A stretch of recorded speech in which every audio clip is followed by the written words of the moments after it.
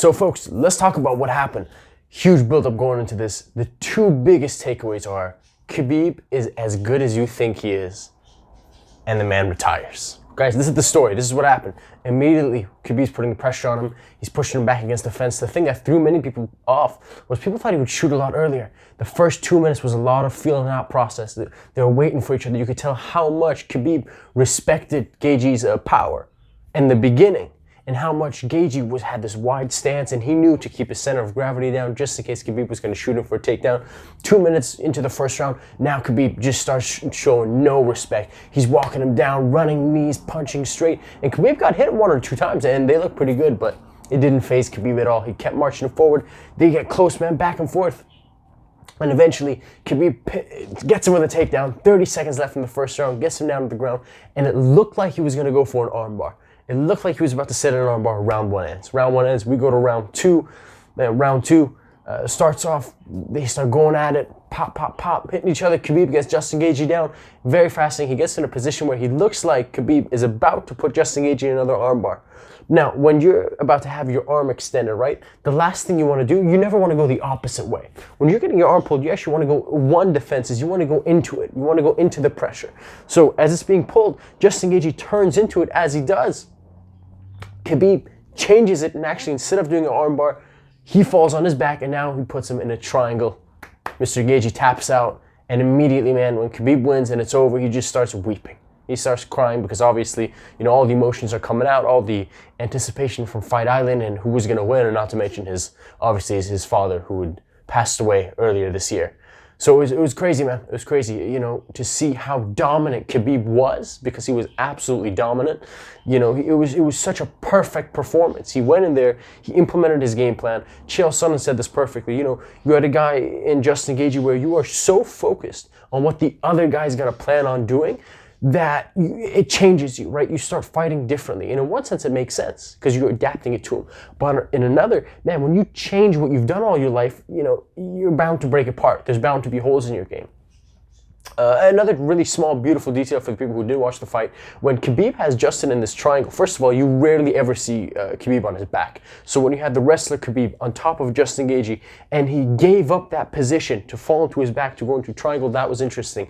Then Justin Gaethje was going to do a brilliant thing. He was about to pick up Khabib and slam him on the back of his head, but Khabib, being as smart as he is, as Justin Gaethje is about to lift him up while they're in this triangle, Khabib goes with an underhook right under Justin Gaethje's leg. This way you can't lift him off the ground, or not that much. He had him a couple inches, but nothing that would have hurt him. So that was really well done.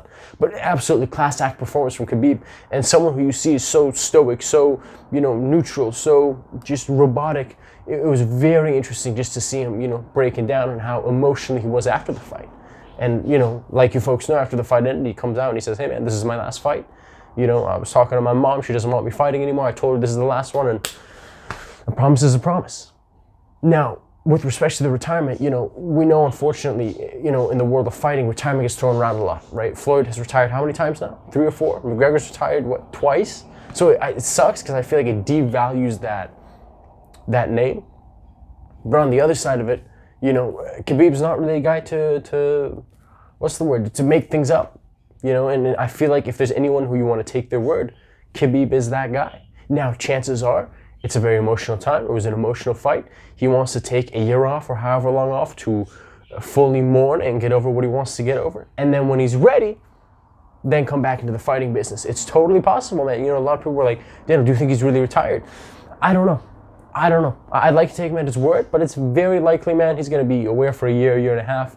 He'll be upset. He'll be like, "Hey, man, I missed this." Don't get me wrong. Retired doesn't mean he's going to go live out at the farm and stop training. He's going to keep training. He's going to help the guys. He's going to be more of a trainer, more of a coach to the other guys, the younger guys there. But in terms of him performing, man, who knows? Maybe in a year or a year and a half, if he feels that itch to come back, he will definitely do so.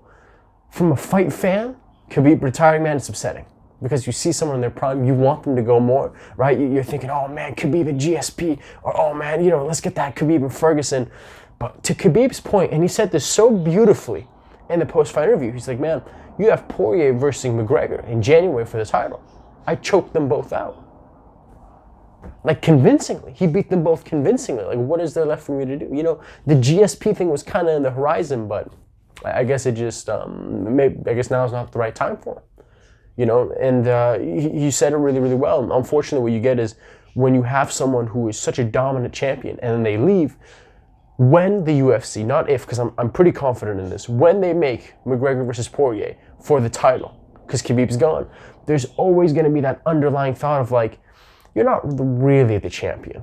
Khabib just gave it up. If at any point he was to come back, he could beat both of you. You know what I mean? Like unfortunately, there's that underlying thing. So that's the only little unfortunate. Like when John Jones got suspended or whatever, he was gone. They gave the title to DC, and of course the people watching, they're like, dude, you're just a placeholder. You're just waiting. You're just gonna hold it until Jones comes back and takes his title, right? So unfortunately, I feel like it's gonna be that sort of a situation. The good news is, even with Khabib stepping away, there's a bunch of killers in that weight class, ladies and gentlemen. Like if you're thinking like, oh man, Khabib's gone, it's gonna be boring. Man, you still got McGregor, you got Poirier, you got Justin, you got Michael Chandler, you got Tony Ferguson, you got Dan Hooker, you got Kevin Lee, you got Ali Quinta. There's still a bunch of guys who can mess around. I mean, you can have a lot of fun fights.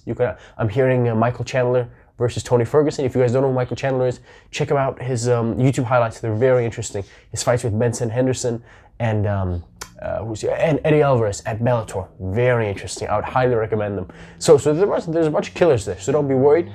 Is it Khabib's last fight, man? We don't know, but I can't tell you as a human being how happy I am to see someone come into the sport, make as much money as possible, and leave without too many sustaining injuries, without too many permanent injuries, right? That's what happens when you go into martial arts. You're flirting with danger, right? When you have guys in these brutal wars, and especially being a psychology student, right? You're aware of the head trauma and just getting the blows to the head, and neurocognitive disorders, and it's absolutely terrible. You know, yeah, sure, you make, let's say, $100,000 a night. That's amazing in a fight. If you're a good fighter, mind you, if you're one of the more popular ones. But it's like, dude, I can only imagine like you losing years of your life in one night. Like 200, 300, 400 shots, especially in boxing. You know, when they have the bigger gloves, so you don't see cuts as much, and man, it's terrible. So to see Khabib happy and healthy, and at least, man, if he leaves from a human being aspect, I'm really happy that he hasn't caused himself too much of serious injuries. So that is my note on that. You know, Justin Gaethje, Khabib, phenomenal stuff, and yeah, that really was my highlight of the weekend. It was just all doing schoolwork, and then I got to see that sweet fight. So that was cool. That was really cool.